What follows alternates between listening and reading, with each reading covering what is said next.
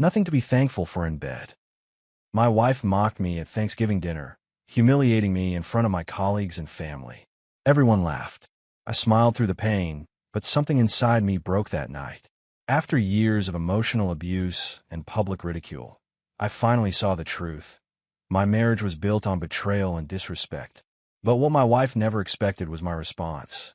She thought I'd continue taking her insults like always. Instead, I chose a path that would shock her to her core and transform me into the man I was always meant to be. This is how I reclaimed my dignity after my cheating wife pushed me too far. My name is Thomas Barnett. I'm 42 years old, and I'm an associate professor of history at Eastlake University. For 12 years, I've been married to Melissa, who works as a pharmaceutical sales representative. We met at a faculty mixer. She was there with a friend who worked in administration. It was one of those across-the-room moments you hear about. We built what I thought was a good life. A colonial-style house in a quiet neighborhood. Summer vacations in Maine, hosting dinners for my colleagues. No kids. We had always prioritized our careers, deciding to wait for the right time that somehow never came. That Thanksgiving changed everything. I had been working tirelessly toward tenure, juggling teaching responsibilities, research, and committee work. The committee was meeting in December to decide my future at the university. After 7 years of grinding, publishing in top journals, and becoming a fixture in my department, I was cautiously optimistic. We were hosting dinner that year. Melissa's parents, my brother Craig and his wife, and a few close friends from the university. I had spent the morning helping Melissa prepare, though she micromanaged every task I attempted, eventually shooing me away to just set the table properly. I retreated to my study to review student papers until guests arrived. Dinner had been going well. The turkey wasn't dry, the conversation flowed, and I was enjoying talking with Dr. Phillips, the department chair, about my latest research project. His presence at our Thanksgiving was strategic. Melissa had insisted we invite him, knowing his vote on the tenure committee would be crucial. That's when it happened. "Another glass of wine, Thomas?" Dr. Phillips asked, holding up the bottle. Before I could answer, Melissa's voice cut across the table, unnaturally loud. "Oh, come on. You guys should be thankful. At least you have something exciting going on." She gestured broadly toward Dr. Phillips and Craig. "I can't say the same for what happens in our bedroom. Nothing to be thankful for in bed." My wife joked at Thanksgiving, laughing with our guests. I set down my drink, met her eyes, and smirked. The smirk was automatic, a defense mechanism. Inside, I felt like I'd been punched in the stomach. Everyone heard it. Dr. Phillips coughed awkwardly into his napkin. My brother suddenly became very interested in his mashed potatoes. His wife gave me a look of pity that made everything worse. Someone changed the subject, but the damage was done. My humiliation was complete, served up alongside the cranberry sauce. As the conversation stumbled forward, I sat there wondering how many years of my life I had wasted with a woman who clearly had no respect for me. What hurt most wasn't the betrayal of intimacy. It was the casual cruelty of it, tossed out for a cheap laugh. And as I looked at her continuing to chat animatedly, not a trace of regret on her face, I realized with crystal clarity, this wasn't a one-time mistake. This was who she was. This was our marriage. That night, something broke inside me, but something else awakened. After the last guest left, our house fell into a strange silence, the kind that roars in your ears. The dishwasher hummed in the background as I mechanically loaded plates, trying to process what had happened. Melissa breezed into the kitchen, humming to herself, wine glass in hand. She seemed completely unbothered, as if she hadn't just shattered my dignity in front of my department chair, the man who held my career in his hands. "That went well," she said, leaning against the counter. "I think Dr. Phillips really enjoyed himself." I stopped loading the dishwasher and stared at her. "Are you serious right now?" "What?" She raised an eyebrow, genuinely confused. "That comment you made. About our bedroom life. In front of everyone." She rolled her eyes and took a sip of wine. "Oh, come on, Thomas. It was just a joke. Nobody cared." "I cared." My voice was quiet but firm. "You humiliated me in front of my colleagues, my family." "You're being oversensitive," she sighed. "This is why we have issues in the first place. You overthink everything." There was the classic deflection, the way she twisted things to make me the problem. I'd spent years convincing myself this was normal, that all marriages had these moments of casual cruelty disguised as humor. I looked at her, really looked at her, and saw a stranger. When did she become this person? Or had she always been this way, and I've been too blind to see it? This isn't the first time, I said. You've made comments like this before. At the faculty picnic last summer. At Craig's birthday. Always in public. Always at my expense. You're keeping score now? That's mature. She set her glass down with a sharp clink. Maybe if you weren't so boring in bed, I wouldn't have anything to joke about. Her words hit like a slap. The trust issues that had been simmering beneath the surface of our marriage suddenly boiled over. This wasn't just about tonight's humiliation. This was about years of small betrayals, of emotional infidelity against the commitment we'd made to respect each other. I walked past her without another word and climbed the stairs to our bedroom. Through the bathroom door, I heard her on the phone, probably calling her friend Kate to complain about my overreaction. As I lay in bed staring at the ceiling, a strange calm settled over me. Tomorrow wouldn't be business as usual. I couldn't go back to pretending. Something had to change, and that something was me. I woke before sunrise, my mind surprisingly clear. Melissa's soft snores filled our bedroom. She slept peacefully, untroubled by the relationship crisis she had precipitated. I slipped out of bed without waking her. In the kitchen, I didn't make coffee or check my email as I usually would. I grabbed my keys, wallet, and phone, then headed out into the crisp November morning. My breath clouded in front of me as I walked to my car. 20 minutes later, I pulled into the parking lot of Ironworks Gym. I'd driven past it hundreds of times on my way to campus, but had never gone inside. The membership fee had always seemed an unnecessary expense, especially with the faculty gym available. But the faculty gym meant running into colleagues, and today I needed anonymity. The front desk guy looked up as I entered. "Morning. Can I help you?" "I'd like to sign up," I said, surprising myself with the certainty in my voice. While filling out paperwork, I caught my reflection in the mirrored wall. When had I gotten so soft? Not just physically. There was a pliability to my expression, a man accustomed to bending rather than standing firm. "Professor type, right?" asked Jim, the owner, as he showed me around. "Let me guess. History or literature?" "History," I admitted. "How'd you know?" He chuckled. The elbow patches gave it away. "No offense." I glanced down at my jacket. Melissa had bought it for me last Christmas, saying it made me look appropriately academic. The realization hit me. I'd been dressing for the role she wanted me to play, not for myself. The workout was brutal. Years of sitting behind desks and lecterns had taken their toll. But with each burning rep, each gasping minute on the treadmill, I felt something shift inside me. This pain was honest, earned. It was mine. Afterward, sweaty and exhausted, I stopped at a barber shop I'd never visited before. The old Italian barber looked at me appraisingly. "What'll it be?" For years, I'd worn my hair the same way. What Melissa called distinguished but was really just safe, expected. "Something different," I said. "Shorter on the sides. More modern." As clumps of brown hair fell around me, I felt lighter.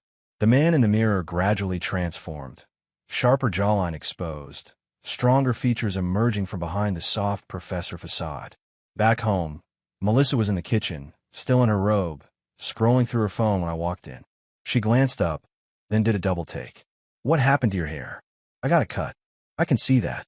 Why didn't you go to Steven? You know he understands your hair type."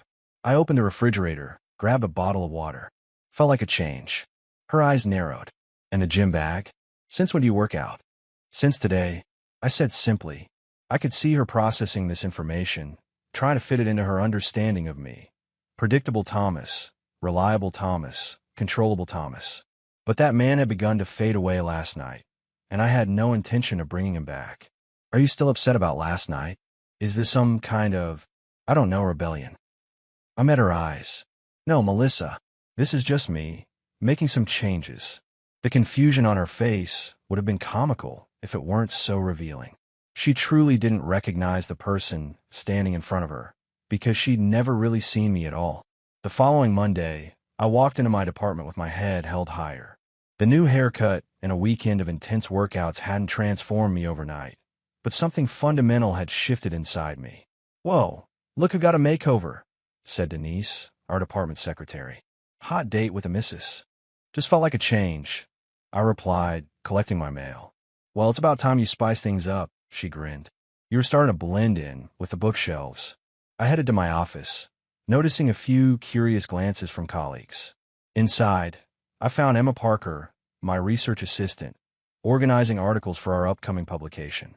Professor Barnett, I almost didn't recognize you, she said, eyes widening. The new look suits you. Emma was brilliant, a doctoral candidate whose sharp mind and fresh perspectives had breathed new life into my research. We'd been working closely for months on a paper about obscure political movements in early American settlements. In another life, I might have noticed how her eyes lit up when discussing historical minutiae, or how she brought coffee exactly how I liked it without being asked. Thanks, I said, setting down my bag. Any updates on the committee response? Yes. Harvard Review wants to fast-track our article. They're calling it groundbreaking. Emma beamed. This could be huge for your tenure case. For the first time in days, I felt a genuine smile spread across my face. That's fantastic news. We spent the morning diving into revisions, our usual academic rapport now tinged with something different. Respect, yes, but also a new awareness of each other as people, not just colleagues. Around noon, my phone buzzed with a text from Melissa. Dinner with the Wilsons tonight. Don't forget, the Wilsons. Melissa's friends from her pharmaceutical company.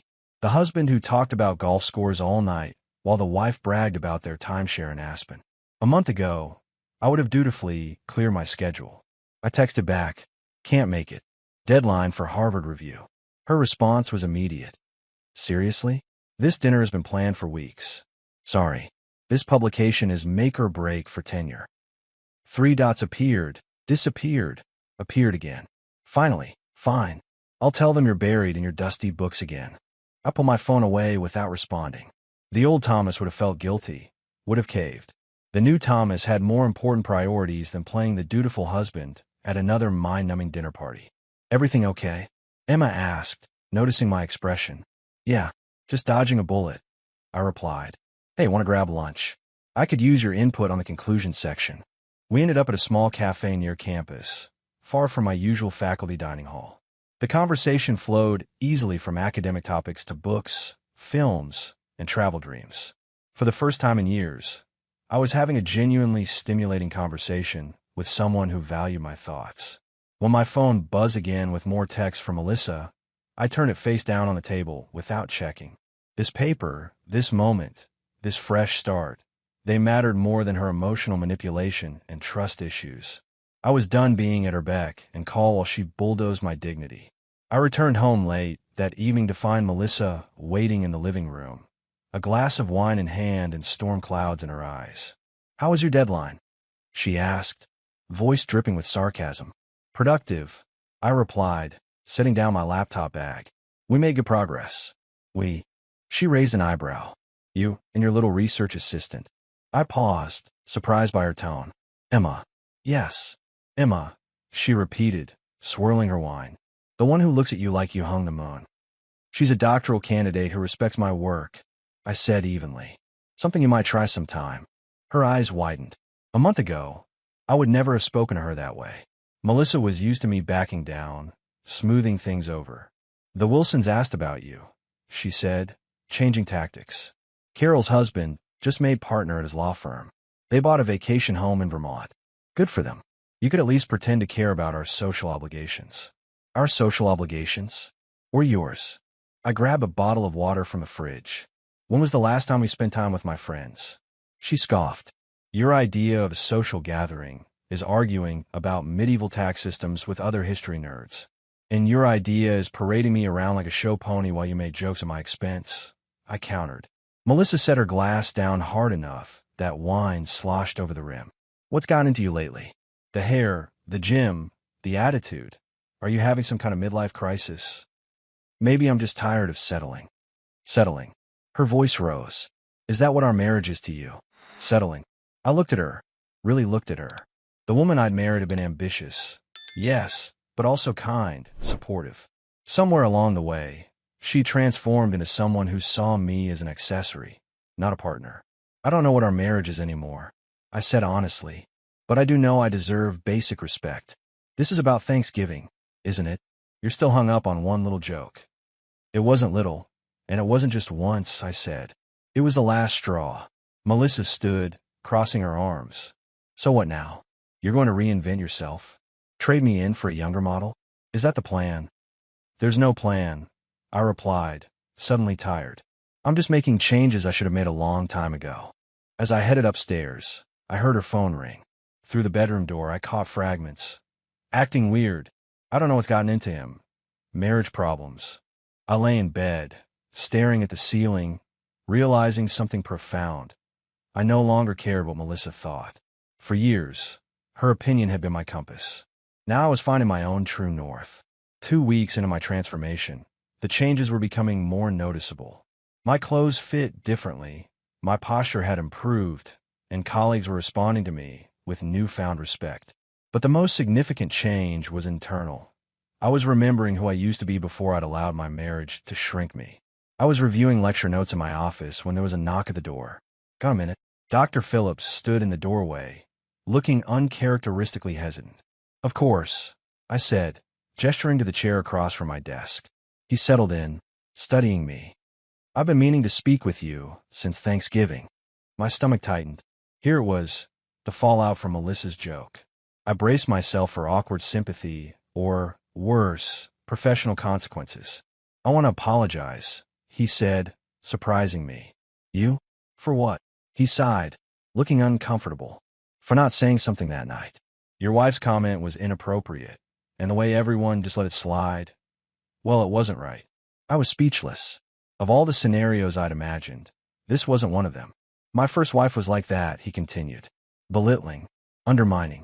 I know what it does to a man over time. I appreciate that, I said finally. But it's not your responsibility. Maybe not. But I've noticed the changes you've been making. It takes courage to reset the boundaries in a relationship. Not many manage it. He leaned forward. The tenure committee meets next week. Just so you know, your Harvard review acceptance made quite an impression. After he left, I sat back, processing this unexpected turn.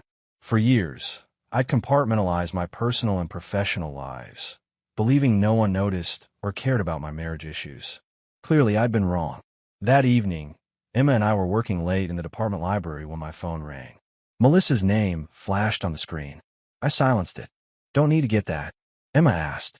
It can wait, I said, returning to the document we were analyzing. She studied me for a moment. You know, when I first started working with you, I was intimidated.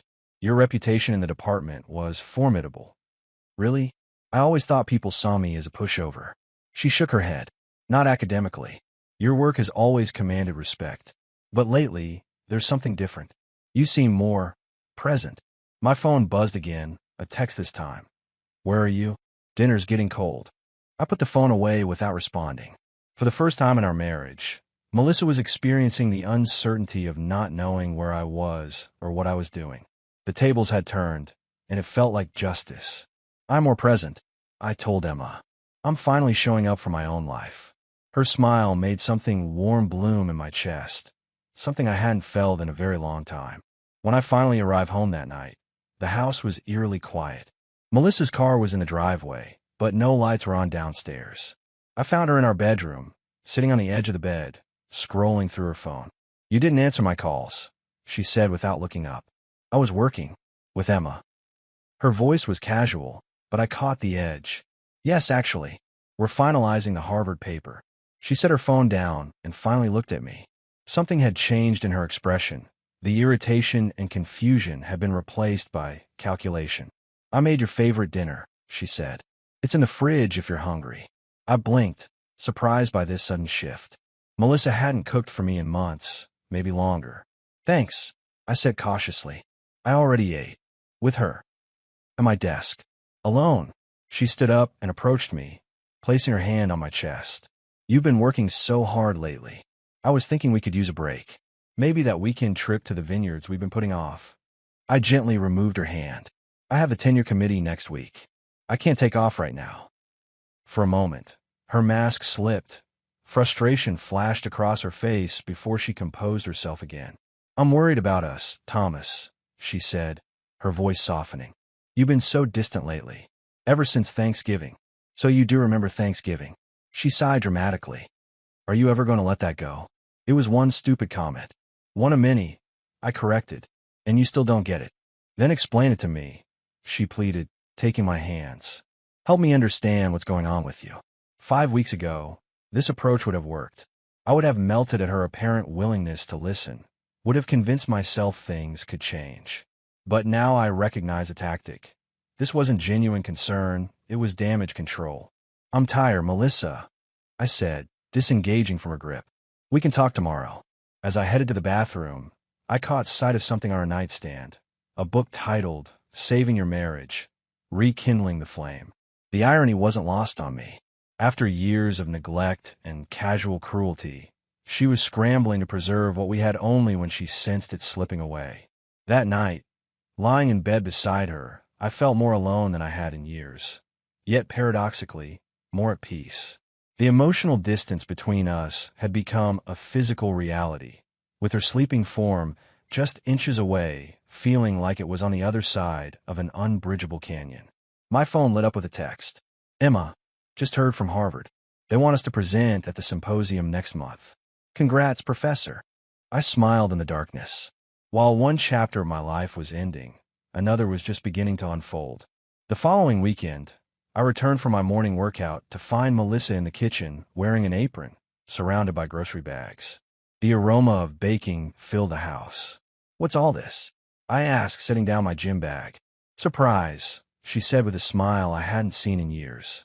I'm making your mother's cinnamon rolls, from scratch. Remember how much you loved them when we visited her last Christmas? I did remember, though I was surprised she did. Melissa had always claimed my mother's recipes were too quaint for her sophisticated palate. The tenure committee's on Monday, she continued, measuring flour. I thought you could use your favorite comfort food. Your father called yesterday, too. He's wishing you luck. This was new territory. In 12 years of marriage, Melissa had never taken an interest in my family traditions or gone out of her way to make me feel supported before a professional milestone. Thank you, I said cautiously. She wiped her hands on the apron and approached me. I've been thinking a lot about us, Thomas.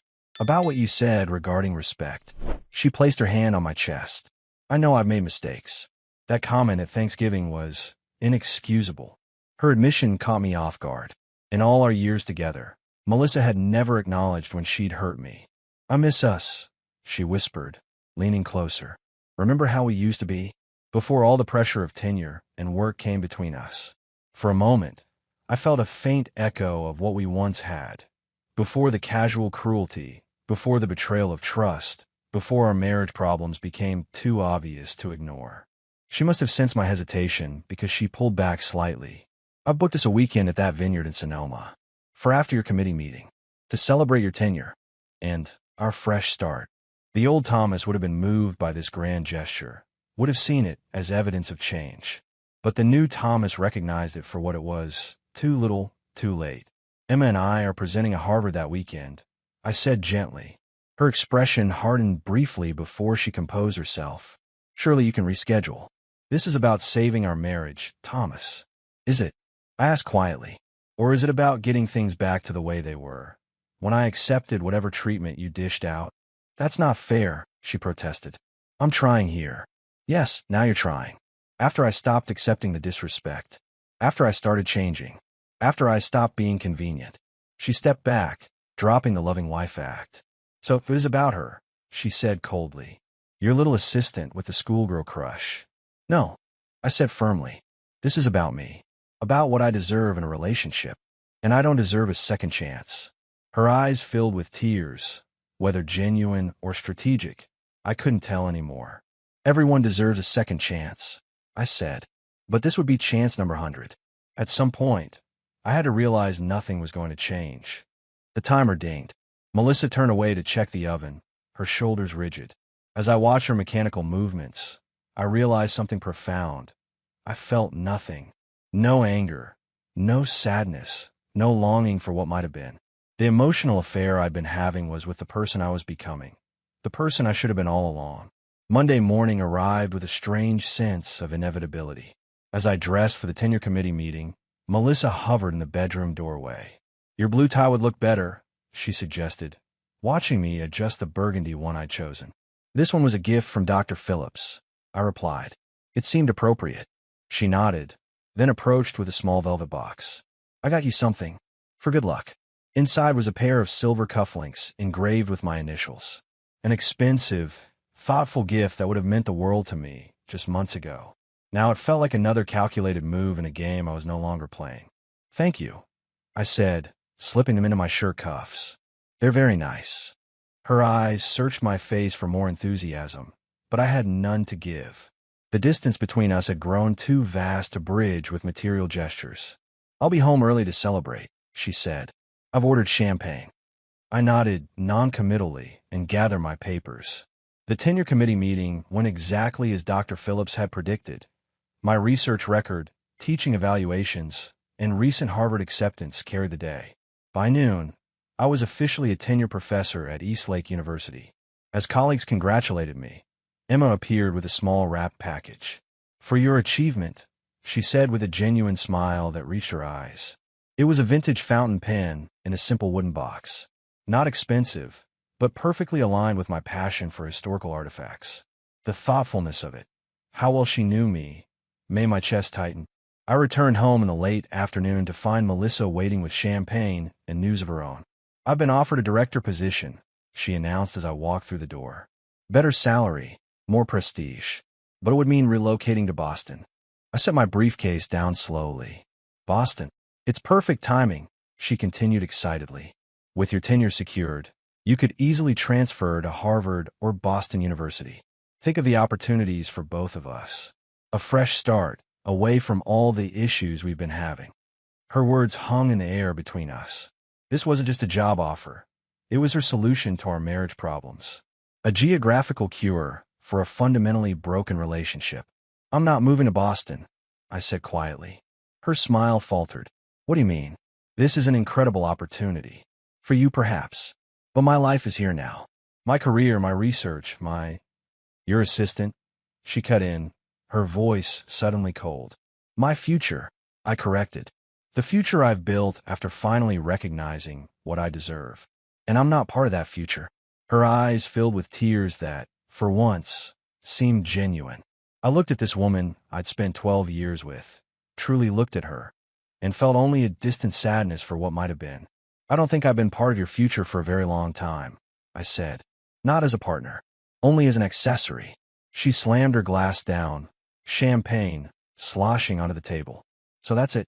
One humiliating comment, and you're throwing away 12 years. No, Melissa. Thousands of humiliating comments. Years of disrespect. A lifetime of settling for less than I deserve. That's what I'm walking away from." 1 year later, I stood in my new office at Eastlake University, arranging books on the shelves. The corner office with large windows overlooking the campus quad was one of the perks of being a tenured professor and newly appointed department chair. The divorce had been finalized 6 months ago. Melissa fought it initially, cycling through anger, bargaining, and finally acceptance. She took the Boston job and sold our house, dividing our assets with surprising fairness once she realized I wouldn't change my mind. I heard a knock and turned to see Emma in the doorway, her doctoral robes draped over her arm. "Ready for graduation, Dr. Parker?" I asked with a smile. "Almost can't believe it's real," she said, entering the office. "The Harvard Review is publishing my dissertation next month.